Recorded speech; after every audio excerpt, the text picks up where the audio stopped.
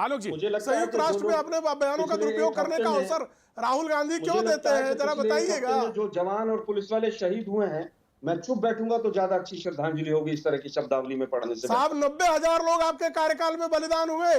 आपके कुकर्मों का परिणाम यह है कि आतंकवाद ने मैं आगे 90,000 डिबेट को आगे बढ़ाता लोगों का हूं, मैं डिबेट को बलिदान आगे ले लिया है। डिबेट एक को दो आगे नहीं, बढ़ाता हूं, 90,000 का। दोनों के पॉइंट ऑफ लिए रेफरेंस लिए, दोनों पॉइंट ऑफ मैं डिबेट को बिल्कुल बिल्कुल टू द पॉइंट रखना चाहता हूं। आलोक जी, नहीं बिल्कुल नहीं प्रतीक भाई, नहीं, अगर इस तरह की शब्दावली का, गंदी शब्दावली का इस्तेमाल होगा, मैं डिबेट में हिस्सा नहीं लूंगा। आप कराइए इनको, दो लोग और कौन सी गंदी शब्दावली हुई? राहुल गांधी का अब्बा संयुक्त है राष्ट्र में और उनके बयान का बेटा दुरुपयोग है, नहीं हुआ क्या? इस बात का क्या आलोक जी क्या बोला? नहीं है। कौन है पाकिस्तान का अब्बा? कांग्रेस ने नहीं बांटा देश को। देश को बांटा किसने? जो इतना बुरा लग रहा है, देश को बांटा किसने? जिन्ना प्रेम शुक्ला बहुत बहुत अदब के साथ सबका सम्मान करते हुए, सारे लोगों का सम्मान करते हुए, सारे लोगों का सम्मान करते हुए, मैंने कभी नहीं टॉलरेट किया। अब्बा है ना जिन्ना? कौन है? मोहम्मद अली जिन्ना कांग्रेसी नहीं था क्या? उत्तर दूंगा, मोहम्मद अली जिन्ना कांग्रेसी नहीं था क्या? मुझे बताइए। उत्तर दूंगा, उसके बाद आगे बढ़ेंगे। आप दीजिए। अगर आपको इस गोबर गणेश को बैठाना है तो इसको मोहम्मद कांग्रेस ही पाकिस्तान की बाप है तो सत्य है ना, इसमें क्या इनकार है? मोहम्मद अली जिन्ना कांग्रेसी नहीं था क्या? मोहम्मद अली जिन्ना कांग्रेसी नहीं था क्या? ये बताइए।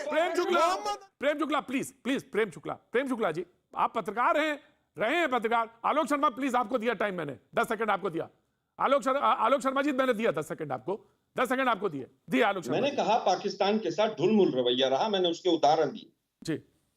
देश के गृह मंत्री अगर कहेंगे कि आईएसआई पठानकोट में जांच करने आ रही है और पाकिस्तान बहुत अच्छा हमारे साथ सहयोग कर रहा है, तो पाकिस्तान की हिम्मत बढ़ेगी, आतंकवादियों की हिम्मत बढ़ेगी। राइट। जहां तक बात इन्होंने कही कि शेख अब्दुल्ला या उनके परिवार के साथ अगर कहीं पर भी कोई उतार चढ़ाव रहा है, वो राजनीति में रहा है, लेकिन 50 साल तक जिस शेख अब्दुल्ला फैमिली को गालियां देने वाले लोग, पहली बार अटल बिहारी वाजपेयी की सरकार बनी और बाप बेटे दोनों केंद्र में मंत्री रहे। आपका पॉइंट ऑफ व्यू रहे कि नहीं? मैंने पॉइंट ऑफ व्यू लिया। दूसरी चीज एक अंतिम बात कहना चाहता हूं, मैंने पॉइंट ऑफ व्यू लिया। जवाहरलाल नेहरू जी लिख कर देके गए थे कि अटल बिहारी वाजपेयी जी बस में बैठकर जाएंगे और आडवाणी जी जिन्ना की मजार पर लोटपोट होंगे और मोदी जी बिना बुलाए वहां चले जाएंगे। आलोक जी मैंने लिया पॉइंट, मैंने लिया 1990 के बाद सारे के सारे शासनाध्यक्ष इनके वहां पर माथा मैंने दोनों पार्टियों को मैं दोनों पार्टियों को कहना चाहता हूं, इस्तेमाल करते हैं, मैं दोनों पार्टियों को कहना चाहता हूं, प्रेम शुक्ला जी आदर के साथ प्रेम शुक्ला जी आदर के साथ मैं दोनों को कहना चाहता हूं, शब्दावलियों को बहुत गलत इस्तेमाल नहीं, मैं दोनों को बहुत आदर के साथ कह रहा हूं कि रेजोल्यूशन पार्लियामेंट का पास है इस पर, दोनों, और दोनों को उस पर बहुत सम्मान के साथ संसद ने पास किया हुआ है कि अभिन्न अंग है और उसका गरिमा का सम्मान किया जाना चाहिए। प्रेम शुक्ला जी आपका आदर है, आप आए, डिबेट में आए और कोई किसी के खिलाफ कोई अपशब्द का इस्तेमाल नहीं करेगा, मेरी डिबेट में तो नहीं होता और ना मैं बर्दाश्त करूंगा। आप आए, आपका स्वागत है, प्लीज वेलकम मैं करूंगा आपका। जी रहमानी साहब, सवाल यही है कि जो संसद में, दोनों पार्टियों को मैं कह रहा हूं, संसद में हमने गरिमा के साथ जो बात कही है अभिन्न अंग है उसके बाद, लेकिन 10 दिन के अंदर तीन हत्याएं हुई हैं। अब सवाल यह है कि यह बौखलाहट क्यों है, यह बौखलाहट का मुद्दा आखिर क्यों है, यह जानना बहुत जरूरी है कि एकदम से अकस्मात से यह घटनाएं तेजी से बढ़ने लगी। रहमान साहब।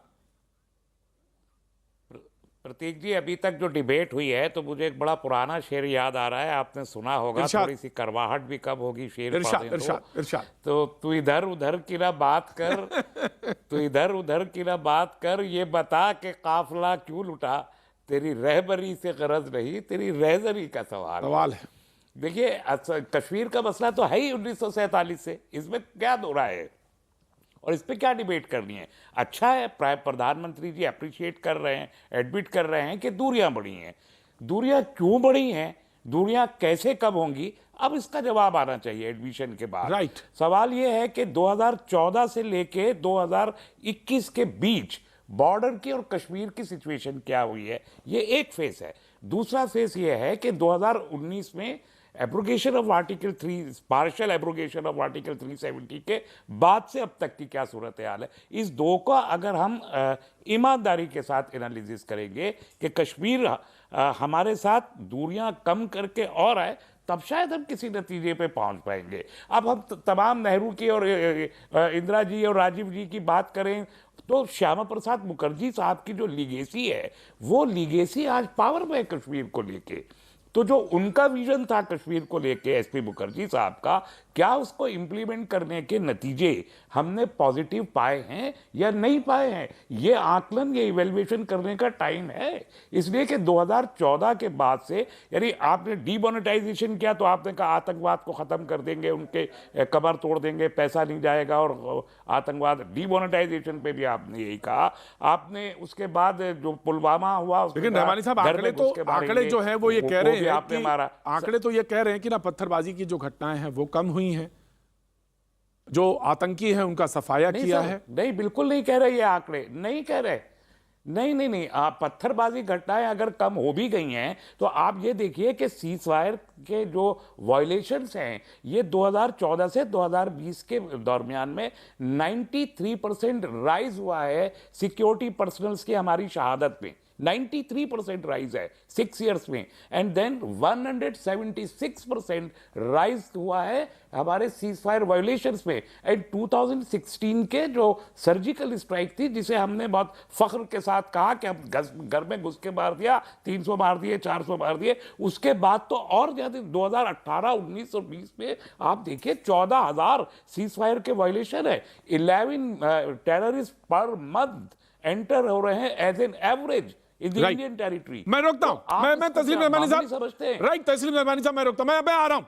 अमित रैना मैं आ रहा हूं। प्रेम शुक्ला जी स्वागत है, आपने मेरी बात को रखा, बहुत स्वागत है। और मैं आपको 10 सेकंड और देता हूं, मैं आ रहा हूं, 10 सेकंड में देता हूं आपको। बहुत बहुत शुक्रिया जी। प्रेम शुक्ला जी, तस्लीम रहमानी साहब ने कहा स्थितियां बिगड़ी हैं दुनिया की जी। नहीं, प्रतीक जी कृपा करके मुझे बताइए, दुनिया की किस डिक्शनरी में अब्बा गाली है? किस डिक्शनरी में गाली, मुझे बता दीजिए। मैं बता दूं। और पाकिस्तान का बाप अगर कांग्रेस को कहता हूं तो क्या गलत है? किसने पाकिस्तान का निर्माण कराया? किसने पाकिस्तान को स्वीकारा? मुस्लिम लीग और कांग्रेस के अलावा किसको बाप कहा जा सकता है? तीसरा कौन हो सकता है, मुझे बताइए ना। किसको मैं अब्बा हुजूर कहूं पाकिस्तान का? आप ही बता दीजिए मुझे। मैं इतिहास का विद्यार्थी नहीं, मैं इतिहास का ज्ञान मुझे नहीं, मैं समझता हूं इतिहास में शून्य। प्रेम शुक्ला जी, इतिहास के ज्ञाता है, आप मुझे कृपा करके सावरकर जी को कोट कर सकता हूं उसमें, टू नेशन थ्योरी, अगर आप इतिहास में जाएंगे सावरकर जी का टू नेशन थ्योरी में टू नेशन थ्योरी में, लेकिन डिसीजन मेकर भी नहीं थे। कृपा करके क्या कोट कर रहे हैं आप? कौन है? भाई किसने इंडिया इंडिपेंडेंस एक्ट जब बना, नहीं आप इंडिया इंडिपेंडेंस एक्ट बना तो सावरकर जी किस कमेटी में थे, मुझे बताइए ना। आप कुछ भी जो है बेनिफिशियरी तो आप हैं। पार्टीशन किसने एक्सेप्ट किया? पार्टीशन किसने एक्सेप्ट किया?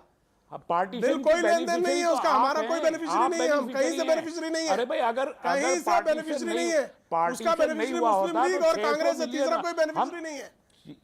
अनडिवाइडेड बेनिफिशियरी नहीं है, 600 मिलियन मुसलमान होते हैं अभी। पाकिस्तान का बेनिफिशियरी मुस्लिम लीग और इधर कांग्रेस, तीसरा कोई बेनिफिशियरी नहीं है। आप इतिहास आपकी प्रॉब्लम इतिहास नहीं बन जाएगा वो। दुनिया का इतिहास को आप तोड़ मरोड़ करके पेश करेंगे तो वो सत्य नहीं हो जाएगा। सत्य ये है कि भारत को विभाजित करने का दुष्कर्म जो है वो मुस्लिम लीग और कांग्रेस आपने किया ना, माथे जाता है और उन्होंने किया था। आप मुझे बताइए ना, पार्टीशन में कौन पार्टी था? शुक्ला जी आपका पॉइंट लिया। शुक्ला जी कांग्रेस और मुस्लिम लीग के अलावा कौन राजनीतिक पार्टी? राइट शुक्ला जी ठीक है। 35% पार्टी मुस्लिम लीग और कांग्रेस। ठीक है शुक्ला जी, प्रेम जी लिया। कांग्रेस तो तीसरी पार्टी, प्रेम जी लिया। बताइए उसके अलावा कौन था? ठीक है, राइट, मैं आ रहा हूं। नहीं आलोक जी तस्लीम जी कुछ कह रहे थे। 35% of world Muslim population India में आज भी है, अनडिवाइडेड इंडिया में होती 660 करोड़